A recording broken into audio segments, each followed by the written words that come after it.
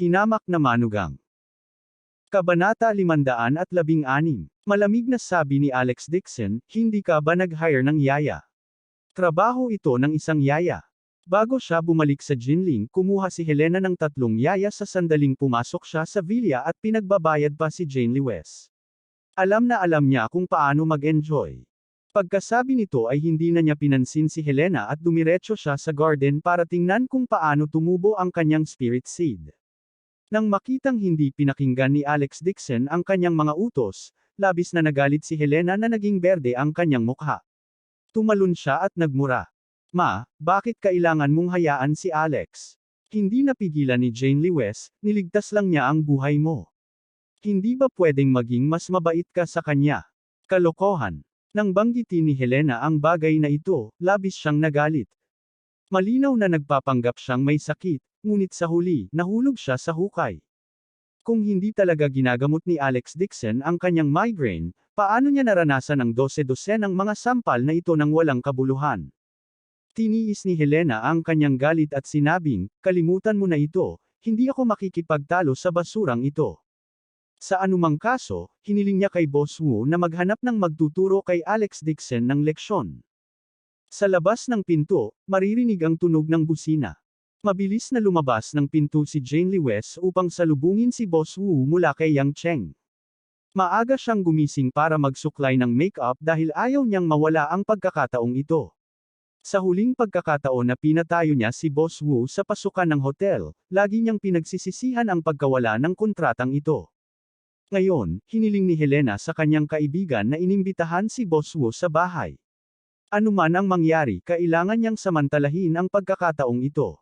Ang construction company ng pamilya Wu sa Yang City ay may malaking kapital. Nagkaroon sila ng mga property project sa buong bansa. Kung maaari silang makipagtulungan at gumawa ng pangalan para sa kanilang sarili sa industriya ng Yang City, kung gayon ang pagganap ng kumpanya sa huling bahagi ng taon ay hindi na magiging problema. Lumabas si Jane Lewes sa bulwagan at nakita si Alex Dixon sa hardin. Mabilis niya itong tinawag para sumama sa kanya. Ilang beses tumawag si Helena ngunit hindi nakinig si Jane Lewes. Sa sobrang galit niya ay tumalon-talon siya. Sabay na lumabas sina Alex Dixon at Jane Lewes. Nang tumangala siya, halos mamula ang kanyang mga mata. Nandito sila para pag-usapan ang negosyo. Nagulat din si Jane Lewes at halos maisip na mali ang kanyang nakita. Sa entrance ng villa, 3 hanggang 5 Porsche ang nakaparada. Sa harap ay isang malaking red convertible sports car. Sa kotse ay nakaupo ang isang binata na nakasuot ng puting suit. Hawak-hawak niya ang isang malaking bouquet ng magagandang rosas sa kanyang kamay at tuwang-tuwa siya. Magalang na binuksan ng driver ang pinto ng kotse. Bumaba sa kotse ang lalaking naka-white western suit at nakangiting naglakad papunta kay Jane Lewes. Magalang niyang inabot ang mga rosas. President Lewes, hello. Ako ang Deputy Director ng construction company ng pamilya Wu. Ang pangalan ko ay Wu Wei. Tinawag ako ng tatay ko para makipag-usap sa iyo tungkol sa negosyo. Napatingin si Jane Lewes sa rosas na nasa harapan niya at hindi inabot ito para kunin. Awkward niyang sinabi, Vice President Wu, hello.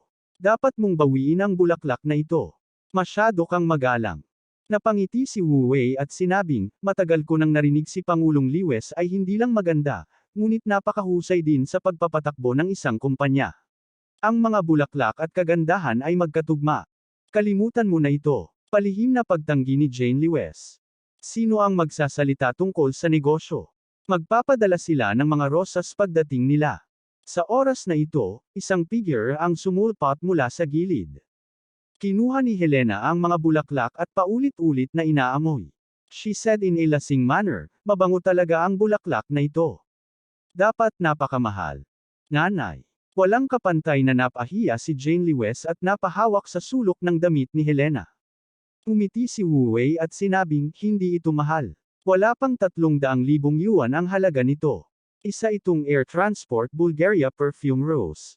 Ginagamit ito ni Chanel bilang hilaw na materyales. Ang mahal. Nagningning ang mga mata ni Helena.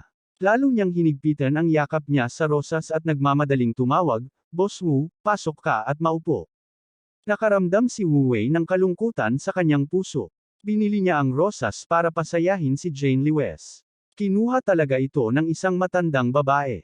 Ngunit siya ay isang makaranasang manliligaw, kaya natural na hindi siya nagpapakita ng anumang kawalang kasiyahan. Sa halip, matikas niyang iniabot ang kanyang kamay kay Jane Lewes at ngumiti, "Karangalan ko na makatrabaho si Pangulong Lewes. Masyado kang magalang." Walang magawa si Jane Lewes kundi iabot ang kanyang kamay. Kinamayan siya ni Wu Wei at agad na naramdaman na malambot at makinis ang kamay nito. Hindi niya maiwasang maramdaman na parang bumili ng tibok ng puso niya. Ilang beses pa niya itong lihim na hinawakan. Namula ang magandang mukha ni Jane Lewes at hindi niya namamalayan na binawi ang kanyang kamay. Hinikayat ni Helena, "Handa na ang tsaa. Pumasok ka kaagad." Hindi niya inaasahan na napakabata ni Boss Wu at lihim na natuwa si Helena. Ito ay magiging mahusay kung maaari niyang gawin ang isang fancy sa kanyang anak na babae. Malamig na sulyap ni Alex Dixon kay Wu Wei at papasok na sana sa bahay. Biglang may narinig na boses mula sa likuran. "Boss Dixon." Kumunot ang noo ni Alex Dixon at gulat na tumalikod. Nakita niya ang isang makapal na babae na nakasuot ng masikip na itim na damit na tumatakbo papunta sa kanya na naka-high heels. "Ikaw si Wang Li." "Nako, si Boss Dixon ay may magandang alaala. Hindi niya ako nakakalimutan." Matamis na ngumiti si Wang Li at mapang-akit na sinabi, "Boss Dixon, hindi ko kayang magkita pa kami. Nakatakdang magkita tayong muli." Sumakit ang ulo ni Alex Dixon nang makita ang babaeng ito. Naalala niya na pala ang babaeng secretary ng pharmaceutical factory ni Shiren. Nasaksihan niya ang buong proseso ng pag-aalaga niya kay Sun Shiren. Hindi pa rin alam ng kanyang asawa ang tungkol sa bagay na ito. Kung ang babaeng ito ay magtapo ng sitaw, tiyak na itutuloy ng kanyang asawa ang bagay na ito hanggang sa wakas. Pinahit ni Wang Li ang kanyang maislan na katawan at sinabing may kalokohan, "Boss Dixon, iimbitahan kita sa hapunan ngayong gabi. Alalahanin natin ang mga lumang panahon." "Kalimutan mo na ito." Isang layer ng goosebumps ang lumitaw sa likod ni Alex Dixon. Tiningnan niya ang mga mata nitong babaeng ito na parang gusto siyang kainin. Puno ng gutom ang mga mata niya. Saglit siyang nag-isip at makahulugang sinabi, "Wang Li, may mga bagay na hindi mo dapat sinabi. Mas mabuting itago mo ito sa iyong puso, hindi mo alam." "Naiintindihan." Humajijek si Wang Li at hinayla ang kamay sa kwelyo nito. "Boss Dixon, hawakan mo. Itatago ko lahat ng hindi mo dapat sinabi dito." Hindi inaasahan ni Alex Dixon na magiging matapang siya. Nang walang anumang babala, idiniin niya ito pababa. F-sick. Anong sorpresa? Nagmamadali siyang tumingin sa Villa at agad binawi ang kamay. Buti na lang at hindi ito nakita ng kanyang asawa. "Boss Dixon, doll, iyan mo yan." Hindi sumuko si Wang Li at dumaikit muli sa kanya. Pakiramdam ni Alex Dixon ay namamanhid ang kanyang anit. Ito ang unang pagkakataon na nakakita siya ng ganoong babae. Mabilis siyang tumalikod at naglakad papasok sa villa. Umaasa siyang itikom ang bibig ng babaeng ito, kung hindi ay mahirap ipaliwanag. Pumasok siya sa sala at nakita niyang nakaupo na silang tatlo sa sofa at nag-uusap ng business. Nakita siya ni Helena na pumasok at sumigaw ng walang pakundangan, "Pumunta ka at magbuhos ng tsaa para sa bisita." Si Alex Dixon ay tamad namang abala sa kanya at pumunta sa tabi ni Jane Lewes para maupo. "Alex Dixon, bingi ka ba? Hindi mo ba narinig na tinawag kita?" Nagtaas ng 8 degree si Helena ng boses. Nakita ni Jane Lewes na ang kanyang biolohikal na ina ay muling magdudulot ng gulo at mabilis na sinabi, "Pupunta ako at ibubuhos ito." "Forget it. You can talk business, I will go." Hinawakan siya ni Alex Dixon at pumunta sa kusina para magsalin ng tsaa. Ayaw niyang inumin ng brat na ito na may mamantika na buhok at harina ang tsaa na personal na tinimplahan ng kanyang asawa. Walang mga kwalipikasyon si Wu. Pagkaalis ni Alex Dixon, galit na pinag-uusapan ni Helena, "Lalong nagiging suwayan ang basurang ito sa aking mga salita. Napakaraming taon na siyang nag-freeload sa bahay at umaasa pa rin sa kanyang asawa para palakihin siya. Ma, bumalik ka na sa kwarto mo." Agad na tumayo si Jane Lewes na malamig ang mukha. Kadalasan kapag pinapagalitan ni Helena si Alex Dixon, matitiis niya ito, ngunit hindi niya ito matitiis.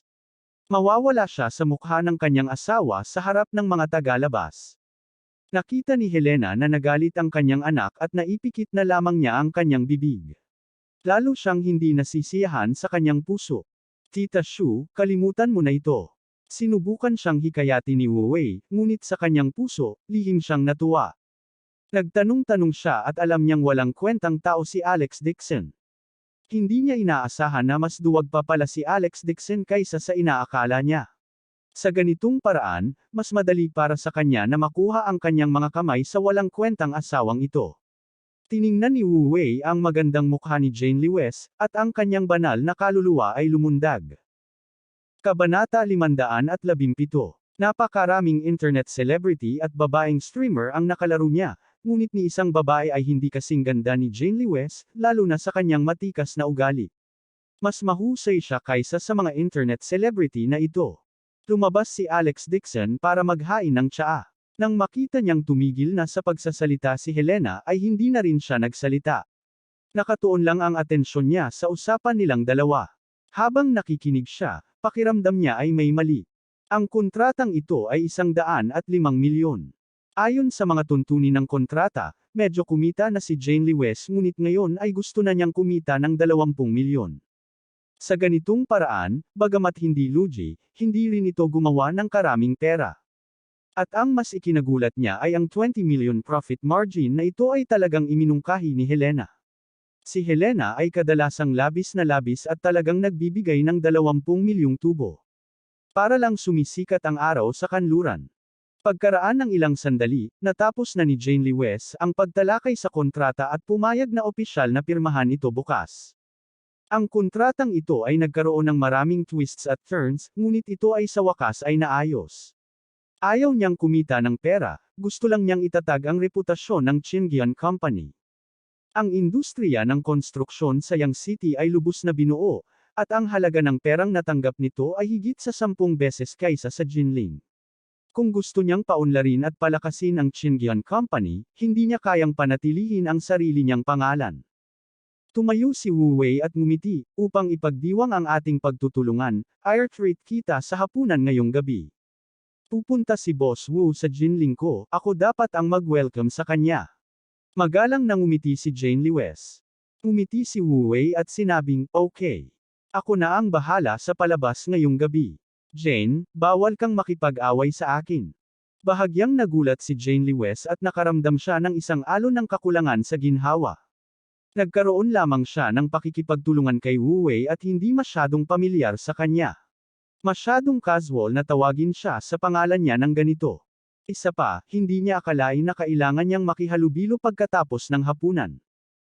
Gayunpaman, siya ang host at ang unang partido, kaya hindi ito komportable para sa kanya na palamigan ang kanyang kalooban. Nag-aatubili lamang siyang sumang-ayon at sinabi lamang, Boss Wu, mangyaring tawagan akong Presidente Lewes o Jane Lewes. Sige, iayain mo rin ang asawa mo na sumama. Umiti si Wu Wei nang mapagbigay at sinabing, kilalanin natin ang isa't isa. Magiging magkaibigan na tayo mula ngayon. Sige. Tumango si Jane Lewes at nag-relax.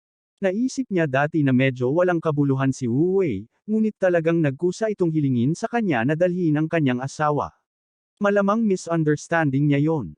Nawala ang ngiti sa mukha ni Wu Wei pagkalabas niya ng villa. Umuso siya ng masama at may mapanuksong ekspresyon sa mukha. Maingat niyang inayos ang palabas para kay Alex Dixon ng gabing iyon. Kinailangan niyang mawala sa mukha ang Dixon na ito at hayaang makilala siya ni Jane Lewes. Ang kanyang asawa ay isang walang kwenta, at siya ang lalaking kayang umalulay sa langit at lupa. Sa sandaling ito, tumawag si Wu Cheng. Wei, magtanong ka kapag may oras ka. Sino ang lalaking bumili ng kotse ko noong araw na iyon? May nakuha akong mapagkakatiwalaang impormasyon. Ang lalaking ito ay Tagayan Capital. Baka galing sa Dixon clan. Ano? Galing siya sa Dixon clan. Bakas ng pagkagulat ang bumungad sa mukha ni Wu Wei. Mabilis niyang sinabi, Tay, kailangan nating mahanap ang lalaking ito sa lalong madaling panahon. Kailangan nating magtulungan. Siyempre, may bakas ng pananabik sa boses ni Wu Cheng. At pinaghihinalaan ko na siya ang misteryosong tagapagmana ng Dixon clan. Kung mahahanap natin siya, gagawin ng pamilya Wu namin ang lahat para mapalapit sa kanya. Sa hinaharap, kapag pumunta ang pamilya Wu sa Yan Capital para umunlad, ang aming pamilya, ang pagganap ay magiging 10 beses na mas mahusay. Sige, pupunta ako at aalamin ko ngayon. Lalong nasa sabik si Wu Wei. Ang construction company ng pamilya Wu ay itinuturing na isa sa mga nangungunang korporasyon sa Yang City, ngunit kumpara sa Dixon Clan sa Yan Capital, ito ay wala. Ang kanyang ama, si Wu Cheng, ay maraming beses nang nakapunta sa Yan Capital, at gusto niyang magkaroon ng magandang relasyon sa Dixon family o Jiang family. Gayunpaman, kahit na naghanda siya ng isang mapagbigay na regalo, hindi niya sila nililinggan. Hindi nila gusto ang mga medium-sized na negosyo sa ibang lugar. Ito ay isang magandang pagkakataon. Si Wang Li, na nakaupo sa passenger seat, ay bumuntong hininga sa kanyang puso nang makita niya ang nasasabing ekspresyon ni Wu Wei. Sa ngayon, ang tanging nasa isip niya ay akitin si Alex Dixon. Dahil sa malakas na katawan ni Alex Dixon, nawala ang kaluluwa ni Wang Li. Gusto niyang itulak siya pababa kahit sa panaginip niya. Isa pa, lalo siyang natuwa dahil alam niyang mayaman at makapangyarihan si Alex Dixon. Gusto niyang akitin ang mga lalaking may asawa, lalo na ang mga may kapangyarihan at kapangyarihan. Excitement. Kung alam ng lalaking ito na si Wu na ang basurang tinitingnan niya ngayon ay talagang ang taong gustong sumipsip ng pamilya Wu, hindi niya malalaman kung gaano siya magsisi. Nang maisip ito ni Wang Li, hindi niya maiwasang mapaungol ng may kahihiyan. Sinabi ni Wu Wei na hindi nasisiyahan, ano ang nangyayari sa iyo? Walang anuman, Boss Wu. Agad umiling si Wang Li at nagtanong, Boss Wu, ano ang balak mong gawin kay Alex Dixon ngayong gabi? Siyempre. Hindi handa si Wu Wei at sinabi kay Wang Li ang nangyari. Matapos marinig ito, humirit si Wang Li sa kanyang puso. Sa mga latak lamang na ito, hindi nila nagawang iling ang isang hibla ng buhok ni Alex Dixon. Ang taong ito sa Wu ay isang basura lamang. Hindi niya alam kung gaano katakot ang background ni Alex Dixon. Tuldok. Nang gabing iyon, magkasamang dumalo sa piging sina Alex Dixon at Jane Lewes. Natakot si Jane Lewes na muling magsalita si Helena nang walang kaparakan at desidido siyang hindi pa kakawalan si Helena. Ang pagdiriwang na piging na ginanap sa Qingyan Pavilion ay naging maayos. Si Wu Wei ay kumilos din ng elegante at napakagalang. Ito ang nagpapahinga kay Alex Dixon sa kanyang bantay pansamantala. Hindi kaya business lang ang pinag-usapan ni Wu Wei. Sa kabilang banda, si Wang Li ay nakasuot pa rin ng napakahayag na damit. Mukhang may hinihintay siyang tumawag sa kanya. Umupo siya sa mesa at kinindatan siya. Nagdulot ito ng pagkabalisa kay Alex Dixon pagkatapos kumain. Sa kabutihang palad, ang kanyang asawa ay makatwiran at hindi nagseselos tulad ng huling beses na kasama niya si Ding Yu. Pagkatapos kumain, inayos ni Wu Wei na gaganapin ang palabas sa isang pribadong clubhouse. Ang Minglan Clubhouse ay mayroon ding pamumuhunan ng Wu Corporation. Tahimik at kaaya-aya ang kapaligiran. Pangunahing ginagamit ito ng mga malalaking boss na may mga asset na higit sa 10 milyong yuan upang talakayin ang negosyo at mayroong sistema ng membership. Ang boss ng clubhouse ay hinirang din ng pamilya Wu. Ang kanyang pangalan ay Luo Xing. Si Luo Xing ay isang mamamayan ng Yang City at naging napakababa ng profile mula noong siya ay ipinadala sa Jinling. Lahat ng nakakaalam tungkol sa kanya ay natakot sa kanyang pangalan. Kahit na ang mga underground na puwersa ni Jinling ay palaging umaatres sa kanya at hindi madaling magalit sa kanya. Ito ay dahil sikat si Luo Xing sa kanyang kalupitan sa Yang City. Sa kabisera ng pamilya Wu, kinokontrol niya ang bahagi ng mga puwersa sa ilalim ng lupa sa Yang City. Dumating siya sa Jinling higit sa lahat dahil nag-invest si Wu Wei ng ilang proyekto sa pag-aari sa Jinling ngayong taon. Siya ang boss ng club habang pinamamahalaan ang mga proyektong ito para kay Wu Wei. Pinoprotektahan din niya ang kaligtasan ng mag-amang Wu. Personal na binuksan ni Wu Wei ang pinto ng kotse at inimbitahan ang dalawa sa Minlan Club. Si Jane Lewes ay hindi pa nakakapunta sa ganoong lugar. Nang makita niya ang matikas na kapaligiran at nakaka-relax ang kanyang isipan, ngumiti siya habang naglalakad. Boss Wu, ang palabas ngayong gabi na si Luo Xing ay hindi iinom ng tsaa, tama ba? Umiti si Wu Wei at sinabing kumain lang ako.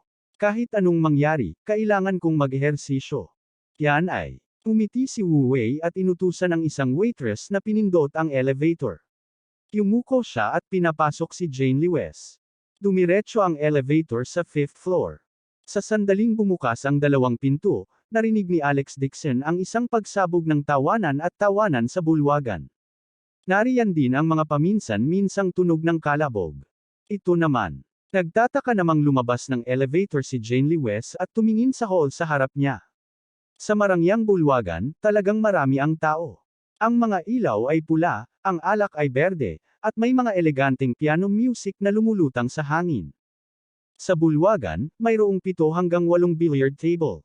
Maraming tao ang nakatayo sa tabi ng mga mesa ng bilyar, nagkukwentuhan at naglalaro ng bilyar ng sabay. Mayroon ding isang waitress na nakasuot ng bunny attire, na may hawak na isang malaking tray na may mga chips o cocktails, at pabalik-balik sa karamihan. Kabanata 518. Napangiti si Wu Wei at sinabing, President Lewis, noong college ka, naglalaro ka rin ng pool, di ba? Dapat matagal ka nang nag-practice, kaya inimbitahan kita na makipag-spar sa akin sa hinaharap. Natigilan si Jane Lewis. Hindi niya inaasahan na susuriin siya ni Wu Wei. Noong nasa kolehiyo siya, talagang sumali siya sa billiard club, ngunit hindi na siya muling naglaro pagkatapos ng graduation. Sa oras na ito, isang hot bunny girl ang lumapit na nakangiti. Yumuko siya at sinabing, Sir, kailangan mo bang palitan ng chips? Ang pinakamababang chip ay 100,000, ang pinakamataas ay 1,000,000. Tumingon si Wu Wei at nakangiting sinabi kay Jane Lewis, masyadong klitsa karapatang-ari ang pagsusugal. Sa tingin ko ay hindi rin ito gusto ni President Lewis. Paano ito, tumaya tayo sa halaga ng kontrata. Ang halaga ng kontrata, Boss Wu, anong ibig mong sabihin? Naging alerto si Jane Lewis. Ni Wu Wei, President Lewis, alam ko ang tungkol sa kontratang ito. Binigyan mo ako ng 20 milyong yuan, hindi katumbas ng halaga. Tataya tayo sa bola. Ibibigay ko sa iyo ang halaga ng pera na napanalunan mo sa kontrata. Sa kabaligtaran, ibibigay mo sa akin ang halaga ng pera na napanalunan ko. Ito, nag-aalangan si Jane Lewis. Naglaro na siya ng bilyar noon, ngunit bagay iyon sa universidad. Higit pa rito, sa pagtaya sa halaga ng kontrata, pumirma na siya ng garantiya. Kung susuko ulit siya, isa itong kawalan. Hindi siya naglakas loob na ibaba ang kanyang bantay. Nang makita ang kanyang pag-aalinlangan, ngumiti si Wu Wei at sinabing, Jane, bibigyan kita ng 3 hampas. Kung matalo ka, ituring mo na lang itong laro. Hindi binabanggit ang halaga ng kontrata, samahan mo lang akong uminom ng ilang baso, ng alak. Sabi ni Jane Lewis, paano yan? Paano kung matalo ka? Tumawa si Wu Wei at sinabing, kung matalo ako, natural na ibibigay ko sa iyo ang tubo. Babae ka. Paano sasamantalahin ng lalaki ang babae? Gustong tumanggi ni Jane Lewis, ngunit dahil narito na siya, walang dahilan upang mapahina ang kanyang kalooban.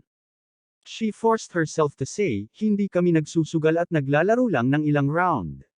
Kagagaling lang ng nanay ko sa malalang sakit. Uuwi ako ng maaga para samahan siya. Sige. Sumang-ayon kaagad si Wu Wei. Nakahinga ng maluwag si Jane Lewis.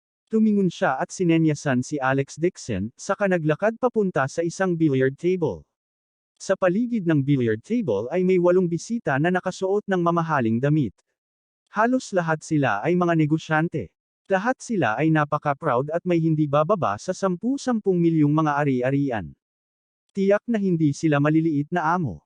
Sa tabi nila ay ilang magagandang babae. Mabango ang bango nila, at maalay ang boses nila.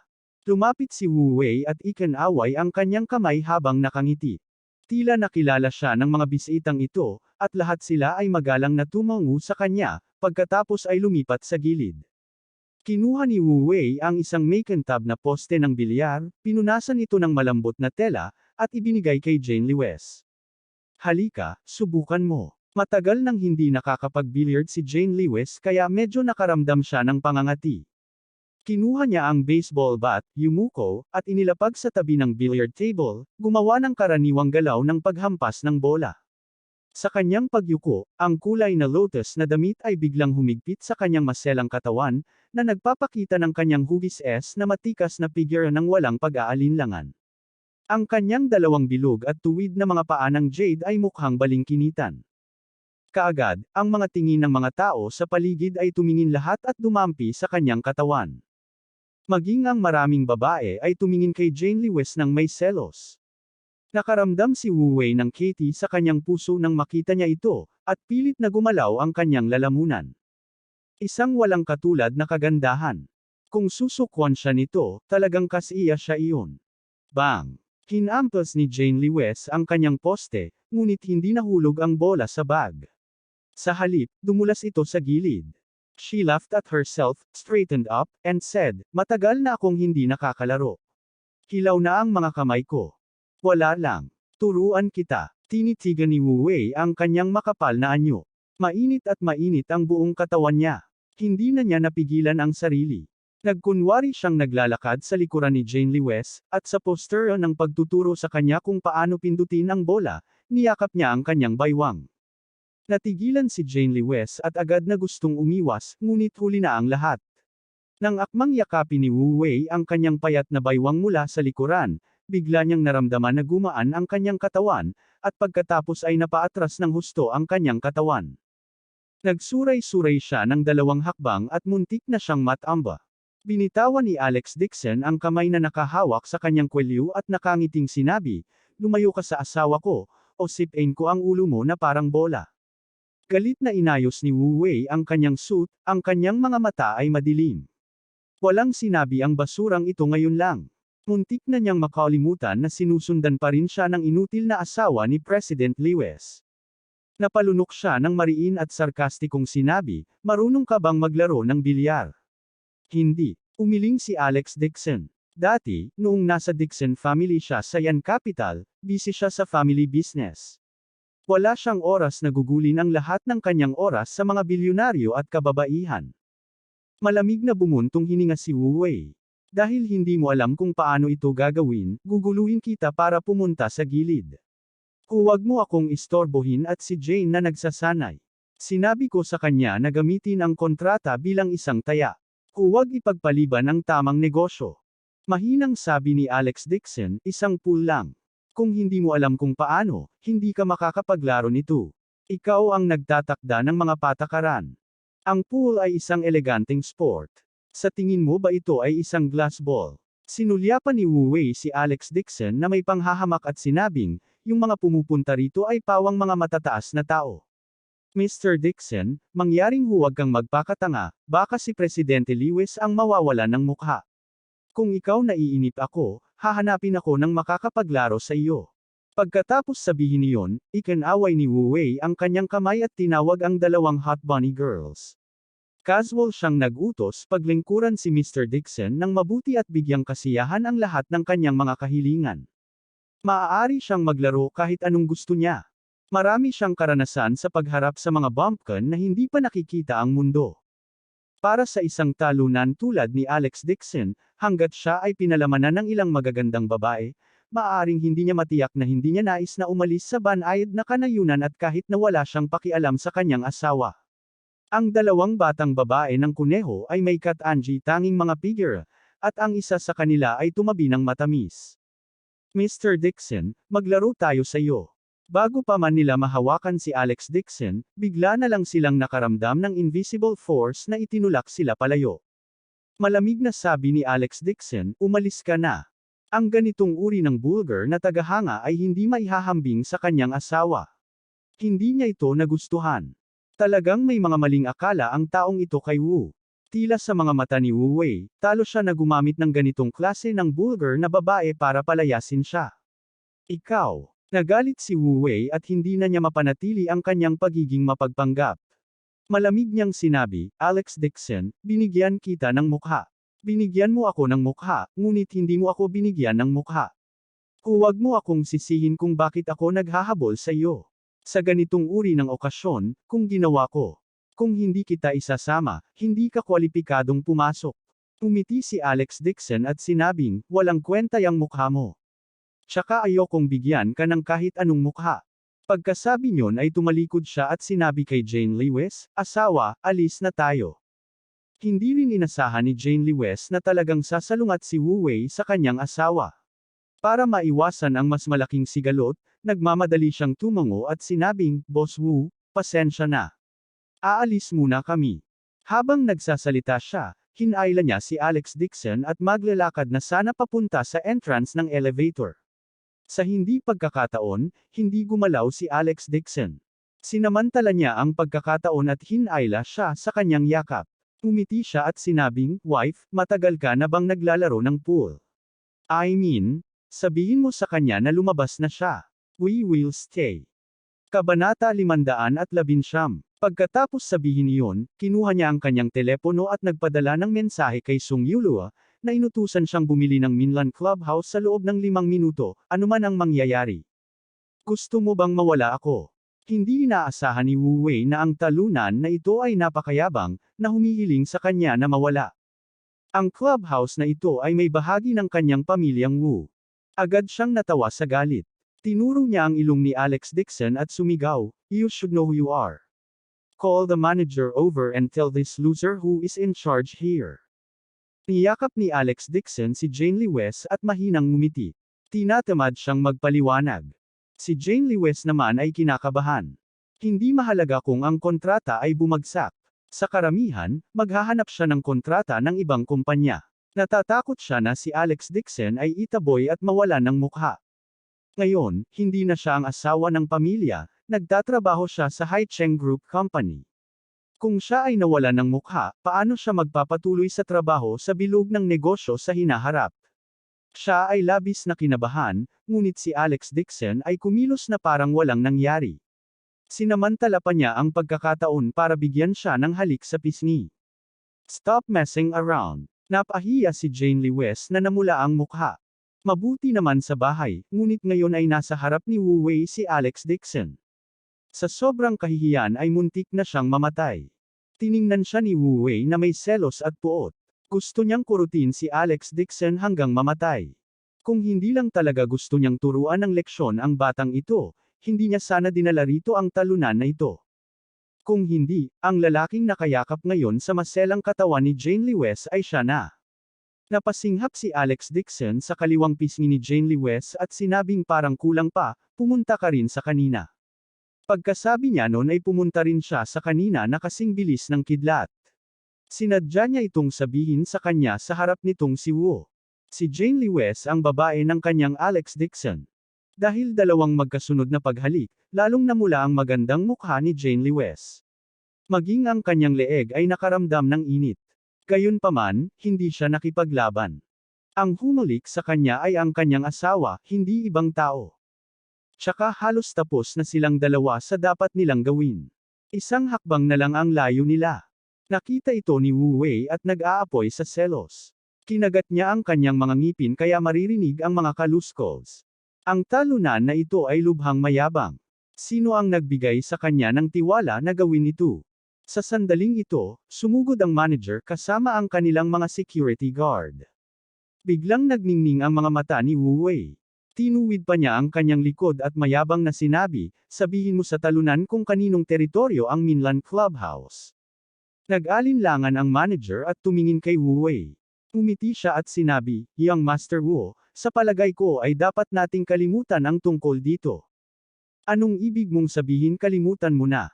Galit na sinabi ni Wu Wei, "Ang talunan na ito ay hindi alam ang kalawakan ng langit at lupa. Naglakas loob siyang pumunta sa aking teritoryo at kumilos ng masama. Kailangan kong turuan siya kung paano kumilos ng maayos. Kailangan ipaalam ko sa kanya na walang silbi ang magpanggap na mababa sa mundong ito." Ito. Naging berde ang mukha ng manager. Tumingin siya kay Alex Dixon na kinakabahan. Kung walang sinasabi ang bagong amo, hindi siya mangangahas na gumawa ng tunog. Nagkukumpulan ang mga tao sa paligid. Lahat sila ay big shot sa mundo ng negosyo.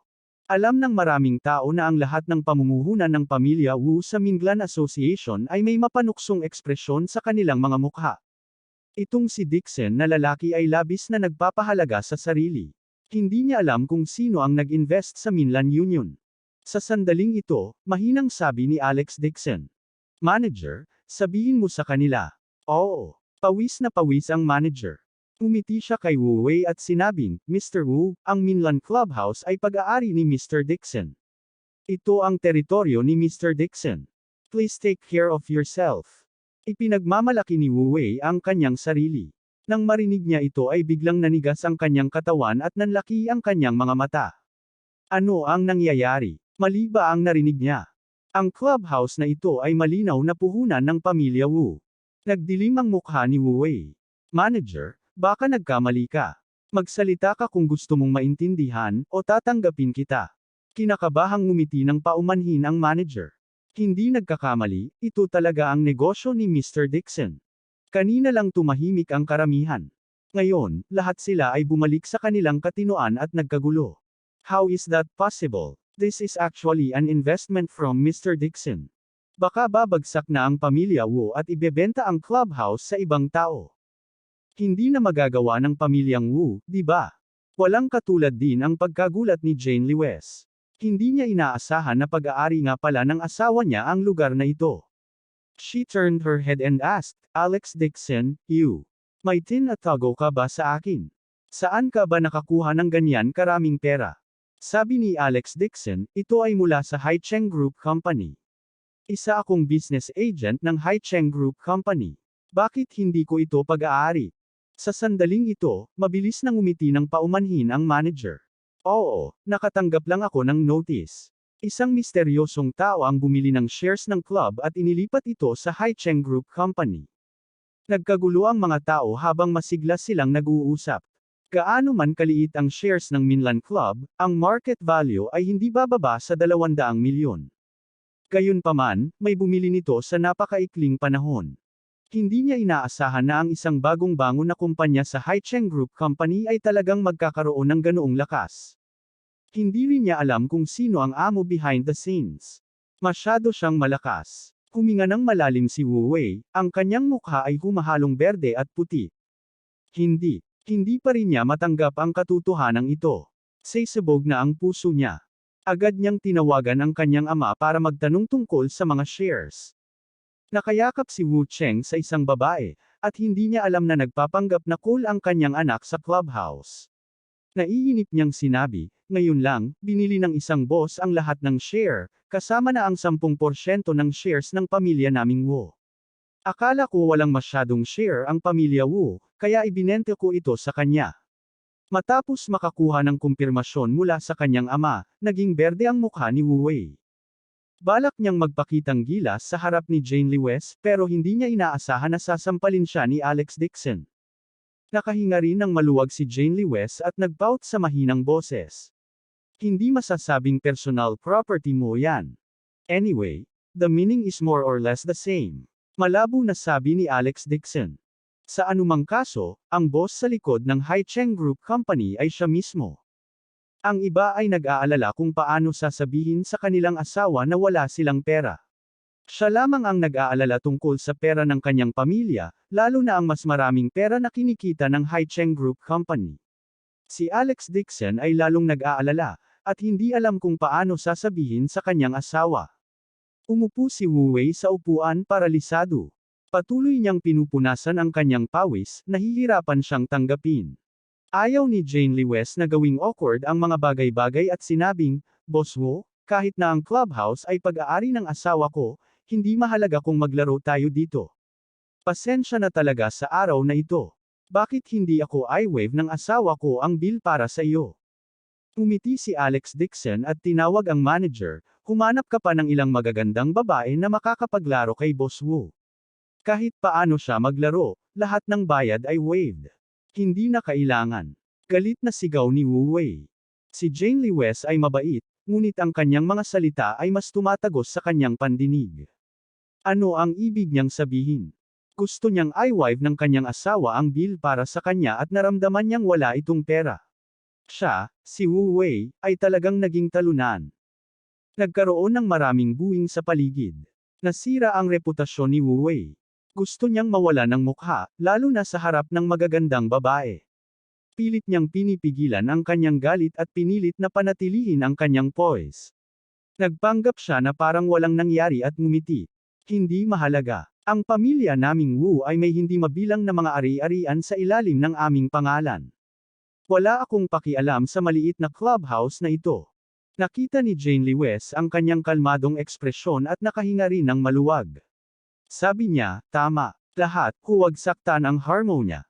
Isang bakas ng kadiliman ang sumilay sa mga mata ni Wu Wei. Nagkunwari siyang ngumiti at sinabing, President Lewis, napagkasunduan lang namin na maglalaro kami ng bola at pastahan ang halaga ng kontrata, di ba? Kabanata 520. Kalimutan mo na, mabilis na sabi ni Jane Lewis. Umiti si Wu Wei at sinabing, pumayag lang si Pangulong Lewis. Natatakot ka ba ngayon? Ang nakakapagpapahina ng mod ay hindi ang pag-usapan ang kasalanan ng kontrata. Ako ay tunay na taos-puso, at pinatayo ni Pangulong Lewis ang aking ama minsan. Baka hindi niya siniseryoso ang pamilya nating Wu. Hindi. Si Jane Lewis ay nasa isang dilema. Hindi maganda ang teknik niya. Kung natalo siya, ayaw niyang uminom kasama si Wu Wei. As if he had seen through her thoughts, Wu Wei smiled and said, how about this, let's compete fairly. Gagamitin natin ang halaga ng kontrata bilang deciding factor. We can play 1 or 2 million casually. How about it? Nakahinga ng maluwag si Jane Lewis at mabilis na sinabi, sige. 1 o 2 milyon lang yon. Kakayanin pa niyang matalo. Mas mabuti na yon kaysa gawing awkward ang kanilang relasyon. Nang marinig siyang sumang-ayon, isang bakas ng malamig na ngiti ang sumilay sa mga mata ni Wu Wei. Kailangan niyang ibalik ang mukha na nawala sa kanya. Dinala ng dalagang kuneho ang isang plato na puno ng chips. Umiti si Wu Wei at sinabing, kalkulahin natin ito batay sa puntos. 1 puntong 500,000, 2 panalo sa 3 round, at ang kabuuang score ay kakalkulahin. Ang mataas na marka ng nanalo, pagkatapos iwas ang mababang marka ng natalo, ay ang halaga ng perang nawala. Ito ay tila makatwiran. Tumango si Jane Lewis. Hindi rin masama ang kanyang husay sa basketball. Hindi siya masyadong matatalo kahit natalo siya. Kung titignan ang poster ni Wu Wei na nakahawak sa poste kanina, hindi siya masyadong mahina. Ang antas ng kanyang kakayahan ay maaaring mas masahol pa kaysa sa kanya. Kung nawala siya sa puntong ito, 10 milyon lang ang mawawala sa kanya. Hindi ito magiging labis. Umisi si Wu Wei sa kanyang puso. Akala niya talaga mananalo siya. Nagkunwari siyang gumamit ng maling paraan para kunin ang cue stick para ibaba niya ang kanyang bantay. At ang tunay niyang pagkakakilanlan ay ang manlalaro ng Island Contest, ang maraming manlalaro ng Island Contest. Medyo sikat din siya sa mundo ng bilyar at snook. Pinahit ng Rabbit Girl referee ang kanyang baywang at inilapag sa billiard table. Inilagay niya ang billiard sa tripod at iniabot ang poste sa kanilang dalawa para simulan ang laro. Natukoy ang pagkakasunod-sunod ng mga manlalaro nang simulan nila ang laro. Kapag sinimulan nila ang laro, kukuha sila ng 2 bola at ilalagay ito sa bola. Pagkatapos, tatamaan nila ang tuktok ng bola. Aalis ang bola sa basement harap at likod ng billiard table, kung sino ang unang magsisimula ng bola. Bang! Bang! 2 bola ang bumaril. Unang binuksan ni Wu Wei ang bola. Kalmado siyang kumuha ng cue stick at pinunasan ito ng malambot na tela. Pumunta siya sa gilid ng pool table at hinampas ito. Pumasok ang bola sa butas. Umalangaw ang mga tunog ng palakpakan sa paligid. Walang pakialam nang umiti si Wu Wei at iwinagayway muli ang kanyang stick. Bang! Tumpak na pumasok sa bag ang pangalawang bola. Naikuyom ni Jane Lewis ang kanyang mga kamao at ang kanyang magandang mukha ay namutla at namutla. Nagkamali siya ng kalkula. Hindi niya inaasahan na magpapanggap si Wu Wei bilang isang newbie para lang manhid siya. Ngayon, sa pamamagitan lamang ng pagtingin sa karaniwang poster ng pagbaril ni Wu Wei, masasabi niyang isa itong manlalaro na manlalaro mula sa snow contest. Bang! Bang! Pumasok ang billiard ball sa bag at sunod-sunod na naglabas ng malulutong na tunog. Umiskor si Wu Wei ng 5 magkasunod na bola na may nakaka-relax na ekspresyon sa kanyang mukha. Namutla ang magandang mukha ni Jane Lewis at nanlambot ang kanyang mga binti. Muntik na siyang mahulog sa lupa. Nang malapit na siyang mahulog, hinawakan siya ni Alex Dixon. Agad na nabalisa si Jane Lewis. Hinawakan niya ang manggas nito at sinabing, Alex, niloko ako. Dapat hindi ako pumayag kay Wu Wei. Ano ang dapat kong gawin ngayon? Mayroong 120 puntos sa isang round ng bilyar. 3 round ay 360 puntos. Batay sa halagang 500,000 puntos, mayroong kabuuang 1 puntos at 80 milyong puntos. Hindi nang ahas si Jane Lee West na ipagpatuloy ang pag-iisip tungkol dito. Sa round na ito, kailangan niyang magbayad ng hindi bababa sa 10-10 milyon, at maaaring maging 100 milyon. Nababalot siya ng malamig na pawis at kasing puti ng papel ang mukha niya. Inalalayan siya ni Alex Dixon at nakangiting sinabing, "Miss, ayos lang. I guarantee na makaka-score lang siya nitong 5 goal sa round na ito." Paano ito posible? Si Jane Lee West ay malapit nang umiyak. Napuno siya ng panghihinayang at puot. Ang husay ni Wu Wei ay nasa antas ng isang mahusay na manlalaro. Nagawa pa niyang ilagay ang lahat sa kanyang bag. Huwag kang mag-alala. Napangiti ng mahina si Alex Dixon at tumangala sa billiard table. Malamig ang kanyang mga mata. Sa oras na ito, tumayo na si Wu Wei na may masiglang mukha. Ikinumpas niya ang kanyang kamay para salubungin ang mga nagsisigaw-ang tao sa paligid niya. Siya ay madalas na customer ng Minlan Clubhouse at numero 1 din sa kanyang husay sa basketball. Alam ng maraming tao sa paligid niya ang kanyang background at nag-cheer para sa kanya. Si Wu Wei ay puno ng kanyang sarili. Kailangan niyang mawala ang lahat kay Jane Lee West at hugasan ang kanyang mga hinaing ngayon lang. Kinuha niya ang baseball bat at ngumiti kay Jane Lee West. "Jane, bakit ang pangit ng mukha mo? Sa totoo lang, hindi mahalaga kung matalo ka. Hindi naman nagkukulang sa pera ang Wu family ko.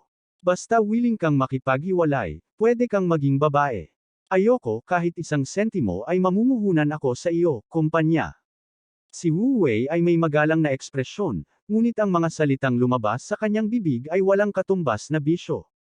Hindi na niya kailangan pang magpanggap. Sa anumang kaso, nasa kanya na si Jane Lee West, maliban kung kaya niyang magbayad. "Magwala ka." Naduduwal si Jane Lee West at napag-alitan ng walang pag-aalinlangan. Nagkibit balikat si Wu Wei at magalang nang ngumiti. "Kung galit ang babae, hindi siya magiging maganda. Mas gusto ko yung galit ka sa kama. Paano kung hahayaan kitang batukon?" Isang pagsabog ng malisyosong tawa ang bumungad sa buong paligid. Sa sobrang galit ni Jane Lee West ay nabaliw siya at muntik nang magmura. Biglang may malamig na boses ang narinig sa tabi niya. "Ipaglalaban ko siya." Saglit na natigilan si Wu Wei, pagkatapos ay tumawa siya ng mapanukso. "Alex Dixon, hindi ka man lang marunong gumamit ng cue stick. Naglalaro ka ng bola na parang unggoy, naglalaro para masaya. 20 taon na akong nagsasanay sa bilyar. Basura na parang wala kang qualifications maglaro sa parehong entablado tulad ng sa akin." Nagtawanan ang karamihan. Naglakad si Alex Dixon sa mesa at kumuha ng poste para panasan ito. Sabi niya nang hindi man lang nagtaas ng ulo. "Napakasimpleng bagay, kailangan mo bang magsanay sa loob ng 20 taon? Anong klaseng utak ng baboy ka? Hindi ka man lang may kumpara sa basura." Galit na galit si Wu Wei kaya nagbago ang mukha niya. Matigas niyang sinabi, "Kung kaya mo, pagkatapos ay pumunta ka. Pagkatapos ay manood ng mabuti." Alex Dixon shrugged. Kinuha niya ang cue stick at pumunta sa gilid ng table. Yumuko siya. Nakapagtataka, gumawa siya ng isang standard na pagpindot sa poster, nang walang anumang mantsa. Agad na tumahimik ang mga tao. Natigilan din si Wu Wei. Itong basura, pwede rin ba siyang maging professional player sa snow contest? Napatayo si Jane Lee West sa gulat at sumigaw, "Alex, kailan ka pa natutong maglaro ng pool?" Hindi pa niya nakitang humawak ng baseball bat ang kanyang asawa. Hinawakan ni Alex Dixon ang baseball bat at gumawa ng ilang kilo. "Aniya, natuto lang ako. Ibebenta ko na." "Ha ha ha ha." Tumawa si Wu Wei. Siya nga ay nakikipaglaro sa mga unggoy. Medyo magkatulad ang kanyang panggagaya. Sayang lang ang alam ng mga unggoy kung paano gumaya. Hindi sila marunong maglaro ng basketball. Bago pa niya matapos ang pagsasalita, tumama si Alex Dixon gamit ang kanyang poste. Bang! Isang berdeng bola na numero 6 ang tila may mga mata nang dumiretso ito sa butas. "Sabi mo hindi ako marunong maglaro." Inayos ni Alex Dixon ang kanyang likod, isang mahinang ngiti sa kanyang mukha. Ang paglalaro ng pool ay nangyayari ng kombinasyon ng paningin, lakas ng kamay, at gumagawa ng manghula. Ito ay mas madali kaysa sa pagsasanay. Kaya na ng kanyang spiritual sense ang buong Minlan Clubhouse. Walang maliit na galaw ang makakawala sa kanyang utak. Ang lakas ng pagtama ng bola, ang bilis ng bola ng bilyar, ang hula ng ruta, at ang bigat ng bola na tumpak sa gramo, ang lahat ng nasa isip niya. Anumang pamamaraan ng karayom na natutunan niya mula sa Nine Profound Heaven Scripture ay 1,000 beses na mas mahirap kaysa sa paglalaro ng bilyar. Ang ligaw na tawa ni Wu Wei ay natigil sa kanyang mukha, at tumingin siya sa ika-6 na bola nang hindi makapaniwala. Itong basurang ito ay hindi man lang marunong kumuha ng cue stick, paano siya naging eksperto sa snooker? Kahit na ang basurang ito ay maaaring gayahin ang paraan ng kanyang paglalaro ng bola, upang maitama ang isang bola sa isang butas, nang walang ilang dekada ng mapait na paglilinang, imposibleng gawin ito. Nagkataon lang talaga. Sa pag-iisip nito, galit na naglakad si Wu Wei sa mesa at kinuha ang berdeng bola na katatapos lang ihagis sa bag. Sa isang putok, ibinalik niya ito sa orihinal nitong posisyon. Alex Dixon, hindi ko patapos ang round na ito. Walang kwenta ang bolang ito. Hehe, kung alam ko lang kanina, niloko mo na. Nagkibit balikat si Alex Dixon at ngumiti ng mahina. Wu Wei, natapos na ang iyong swerte. Ito na ang huling bola sa iyong 3 round. Gawin mo ang iyong makakaya at huwag masyadong matalo. Abangan ang susunod na kabanata.